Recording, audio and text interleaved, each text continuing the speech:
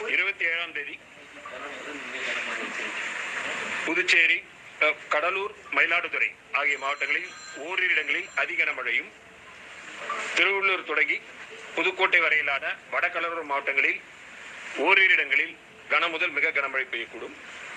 28ஆம் தேதி திருவள்ளூர், சென்னை, காஞ்சிபுரம், செங்கல்பட்டு, விழுப்புரம் மாவட்டங்களில் ஓரிரு இடங்களில் கனமுதல் மிக கனமழையும், திருவண்ணாமலை, கள்ளக்குறிச்சி, கடலூர் மாவட்டங்களில் ஓரிரு இடங்களில் கனமழைக்கும் வாய்ப்புள்ளது. 29ஆம் தேதி திருவள்ளூர், சென்னை, காஞ்சிபுரம், செங்கல்பட்டு மாவட்டங்களில் ஓரிரு இடங்களில் கனமழைக்கான வாய்ப்புள்ளது.